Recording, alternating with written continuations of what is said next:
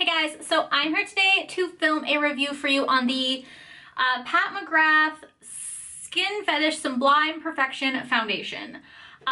So today is actually the day the Sephora VIB sale starts, and I'm trying to decide what I want to buy. So I went into a store a couple days ago, like last week, and I picked up 2 foundation samples. I'm actually getting a third today because I want to figure out what I want to get a new foundation, but I don't know what to buy.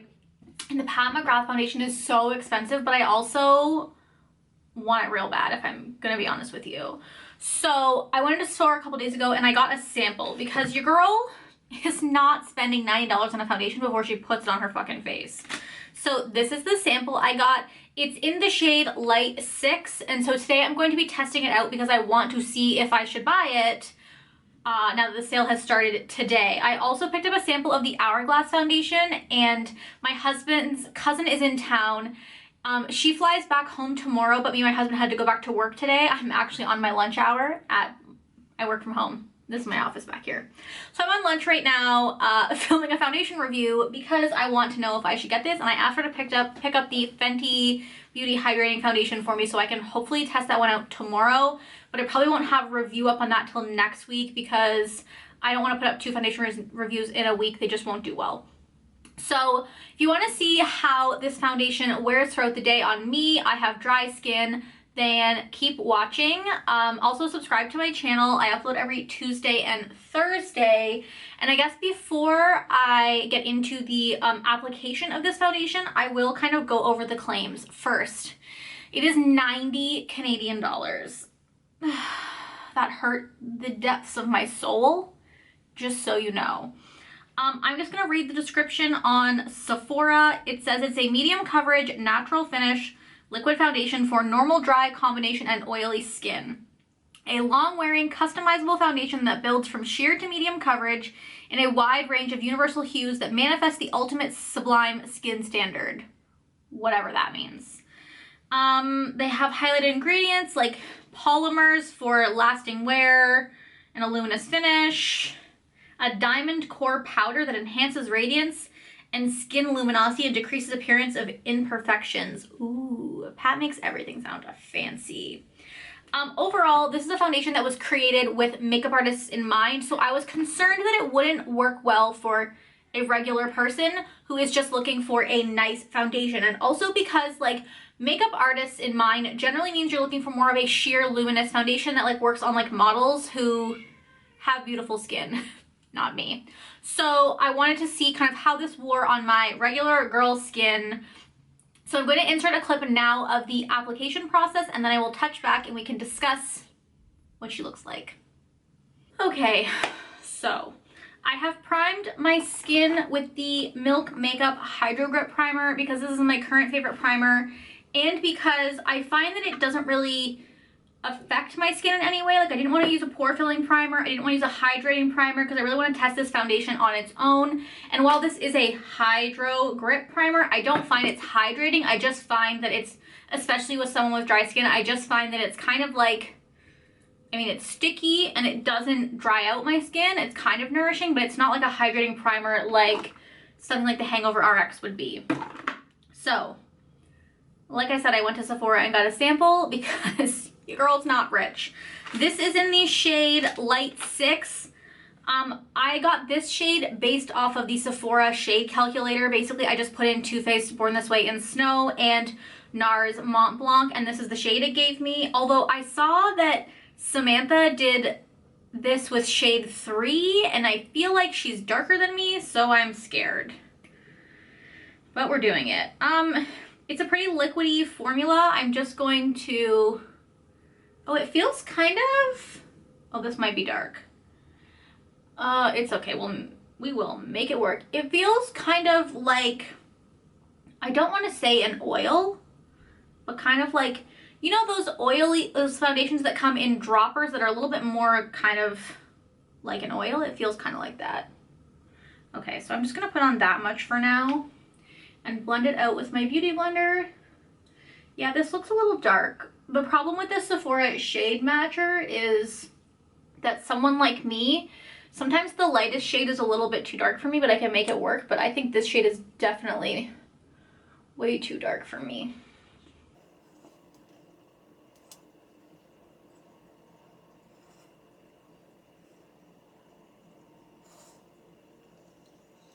Now, I know this foundation is marketed as kind of being made for makeup artists, and it's supposed to be a little bit more on the like medium coverage spectrum. So I'm just gonna kind of get up close and see. Like, I'm not getting tons of coverage. I also think it's hard to judge. Like, I always like to judge a foundation based on what one pump is, and when you get a sample like this, it's not as easy. So I am gonna put a second layer on and see how buildable she is.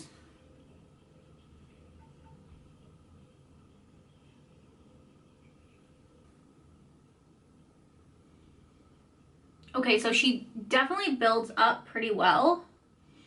Like, I definitely think this is like a nice medium coverage. Definitely not a full coverage, but I'm pretty sure this foundation is not marketed to be a full coverage. I probably should have read it before I tried it on, but what's fun in that? I mean, Pat McGrath is a makeup artist brand, so it makes sense that full coverage foundations are not big in like editorial and stuff. Most people go kind of more for like a medium finish so they don't look as cakey.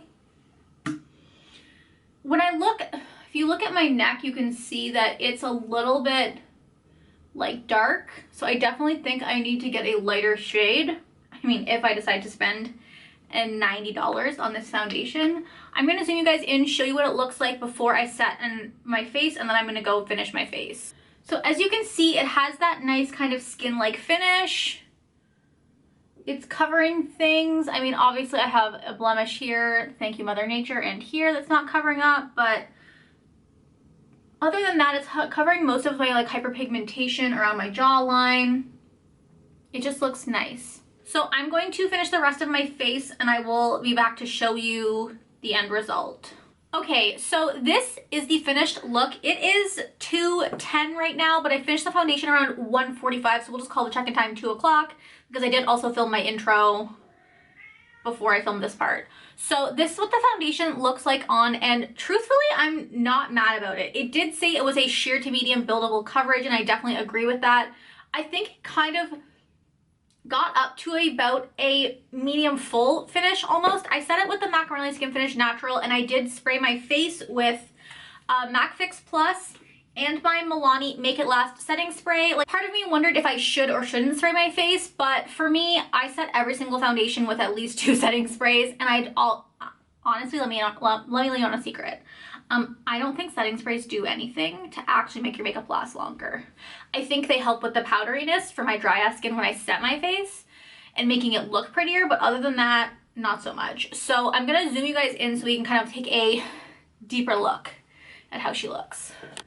So as you can see, I'm still getting some nice luminosity here. I didn't highlight anywhere except for this blinding cheekbone, but everywhere else looks luminous.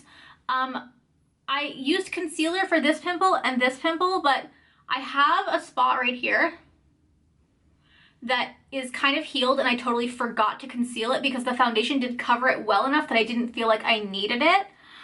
For my foundation, or my fine lines on my forehead, now everything settles into my fine lines, and this is settling slightly, but honestly not that bad. Why is this one eyebrow look way thicker than this eyebrow? Don't judge me today. But like, considering how it normally settles, this actually isn't bad. Overall, I really like how this foundation looks because of course I really like the $90 foundation. It doesn't look cakey anywhere. It looks luminous. It looks natural. It's covering everywhere I want it to cover without looking like, I personally don't, like, I like full coverage. I say I like full coverage, but whenever I try on actual full coverage foundation, I hate them. The only like full coverage foundation I like is the NARS Natural Radiant Longwear foundation, and that's because like I still sheer it out. Like, most people apply like 2 or 3 pumps of this because the pump is so tiny, but if I apply 2 pumps of this, I feel like it's cakey. So I personally like this, where it's more of like a medium buildable, I guess sheer to medium buildable foundation, because I did feel like it went on sheer when I first put it on, but now that I have it on my skin, I really like it. So like I said, it's 2 p.m. now. I won't be able to do a full 10-hour wear test, but hopefully I can leave this on till about 10 p.m. tonight and I can do a 8-hour wear test. So I'll be back in about 4 hours to kind of do a check-in and we can see how this baby progresses. Okay, it is 6:21, so this has been on for 4 hours, 4.5 almost. I really like it. Fuck. It looks beautiful still. It's only been 4 hours. What do you expect? Things look the same. I look glowy. I look great. It somehow looks a little heavy, but also glowy around my mouth area. It could just be that I put too much on. This is the problem when you get just like a little sample jar. I feel like you sometimes can go too heavy-handed. Like when I watch foundation reviews and I see girls just like hold their brush up and squirt foundation on it for like 6 years, and I'm like, that's not a foundation review anymore because you just put 5 pumps of foundation on your face. So I feel like I maybe put too much on, but it somehow still looks really good. Let me give you a zoom. Like the chin is glowy. It looks a little cakey kind of just like around the corners of my mouth, but it actually doesn't really look heavy on my lip, which is wild because that's normally where my foundation gets a little crazy. And I have like a little bit of creasing in between my brows, which is pretty normal for me. But like other than that, I kind of like it. Am I gonna love this Pat McGrath foundation? Kill me now. So as with most first check-ins, everything kind of looks the same. It looks good. I'm looking glowy. I'm looking good. Pat McGrath knows what the fuck is up is all I'm saying. So 4 hours in, I'll be back around 10-ish to do this again. It is 9:56 and that is as late as you are getting because I am fucking tired. Do I love this $90 foundation? I do. Fuck. I went out after my first check-in. About an hour after, so about 5 hours, and I went out to grab dinner, and like in the car I was looking at my foundation in like the mirror and I was like, this looks really cute. So I still feel like it looks really cute. Now I did have a Big Mac for dinner, so we got a little messy, but overall like it's been 8 hours, which I know is not that long, but it's as long as you're getting from me today. But it looks good. Like again, it looks a little like, it somehow looks slightly cakey, but because it's so glowy, it kind of like hides the cakiness. Like you can only see the cakiness if you get up really close and look at, like, sometimes I feel like at this time I get up in my mirror, in my magnifying mirror, and I look at my face so close that I'm like, oh, this foundation looks awful. But then when I look at it from afar, I'm like, oh, it looks totally fine. Because nobody looks at your face that close. But overall, I think my foundation still looks completely fine. Like, we've settled a little bit more into the wrinkles in the forehead. Again, we're somehow cakey and glowy on the chin.